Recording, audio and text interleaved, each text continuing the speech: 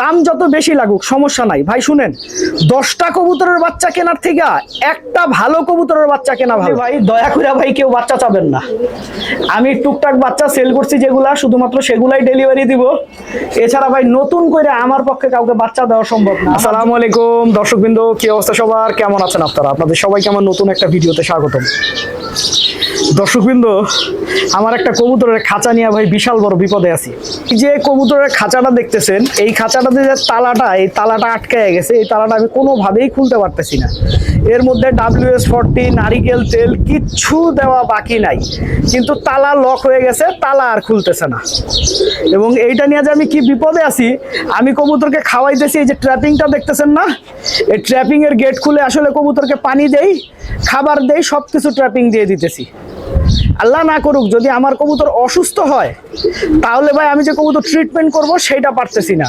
তো আজকে আসলে ওয়ার্ল্ডিং এর দোকানে ফোন দিছি, ফোন দিয়া বলছি আইসা আমার এই তালাটা কাইটা দিতে, কারণ তালা কাইটা না দিলে তো ভাই আমি কবুতর মেনটেন করতে পারবো না। বুঝেনি ব্যাপারটা। খাবার দিয়ে আপাতত জীবিত রাখতে পারতেছি, এতটুকু পারতেছি, কিন্তু ভাই কবুতরের তো মনে করেন সুস্থ বা অসুস্থ, অসুখ বিসুখ হইলে যে ধরার যে বিষয়, সেটার তো কোনো ব্যবস্থা নাই। তো যাই হোক, আজকে হয়তো ভাই এই সমস্যার একটা সমাধান আমি ইনশাল্লাহ করে ফেলবো। আর এইদিকে দেখেন খাঁচা ভর্তি বাচ্চা, দেখছেন? খাঁচা ভর্তি বাচ্চা, পুরা খাঁচা লোড বাচ্চা। কিন্তু এই বাচ্চাগুলা কিন্তু আমার না, এগুলো এক বড় ভাই আসলে কিনছে।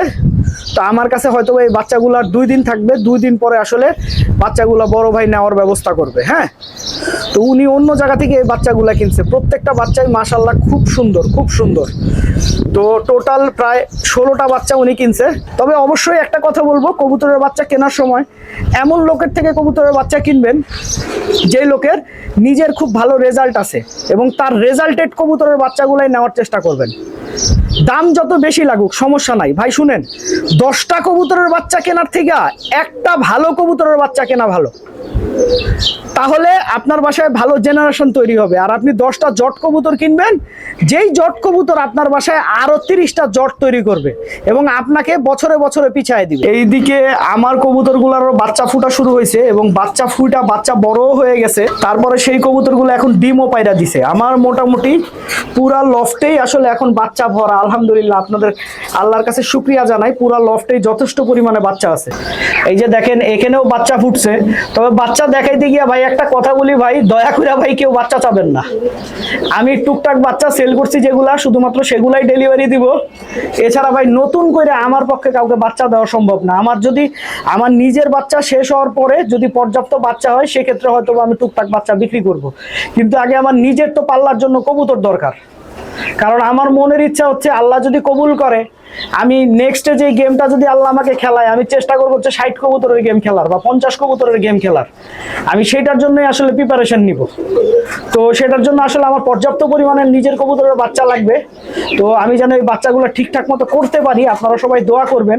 এবং আমার নিজের বাচ্চা করার পরে আপনাদের বাচ্চা লাগলেও অবশ্যই আমি বাচ্চা দিব। এই যে এইখানেও আসলে এই কবুতরটা পরে পেয়ার দিছিলাম, এই কবুতরটাও বাচ্চা দিছে, কিন্তু ওর বাচ্চার সাইজটা এখনো ছোট, সাইজটা খুব একটা বড় হয় নাই। তো দর্শকবৃন্দ, ভিডিওটা আমি এখানেই শেষ করছি। আপনারা সবাই ভালো থাকবেন, 5 ওয়াক্ত নামাজ পড়বেন। আসসালামু আলাইকুম।